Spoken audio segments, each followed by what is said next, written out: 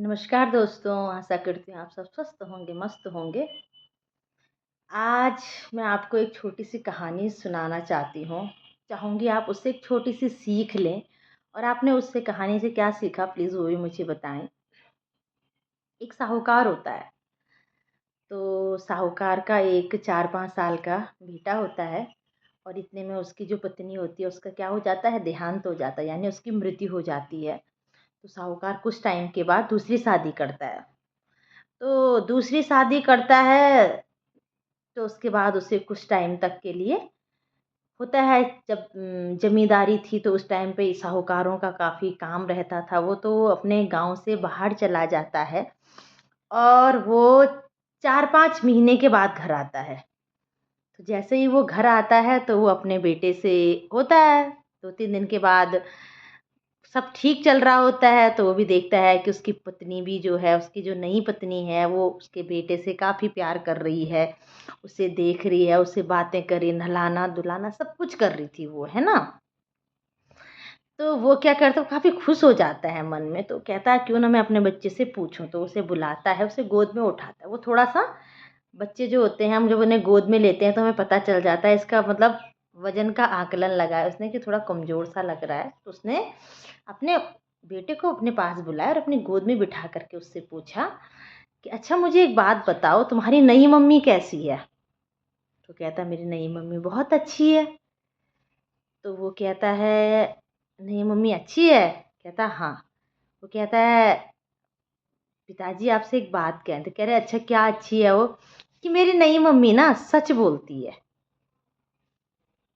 उसने कहा सच बोलती है? हाँ कि मेरी नई मम्मी बहुत सच्ची है, जो बोलती है ना बस सच बोलती है, झूठ कुछ नहीं बोलती है वो। तो उसे थोड़ा आश्चर्य हुआ, उसने कहा ऐसा क्यों? कि मेरी जो अपनी मम्मी थी ना वो झूठी थी, वो झूठ बहुत बोलती थी। साहूकार को थोड़ा-सा मतलब होता है, बुरा लगता है कि बच्चा अपनी माँ को झूठी बता रहा है और सौतेली माँ को मतलब सच्ची बता रहा है।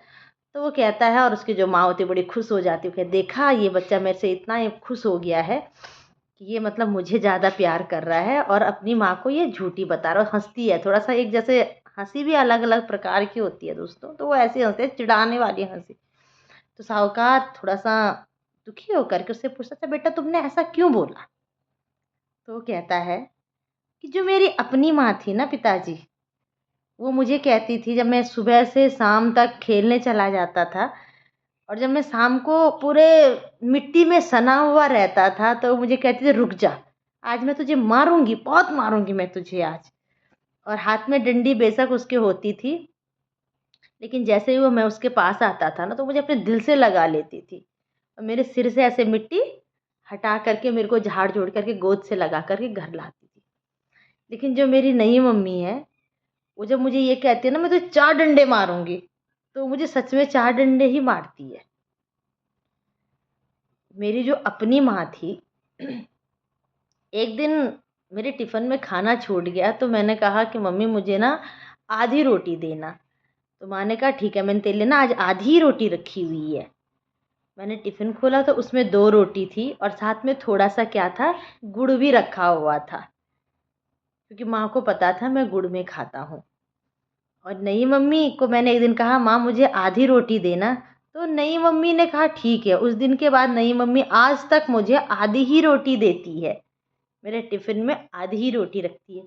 तो हुई ना पिताजी, मेरी जो अपनी माँ थी वो झूठी थी, वो झूठी बातें बोलती थी और नई माँ जो बोलती है वो क्या बोलती है, सच बोलती है।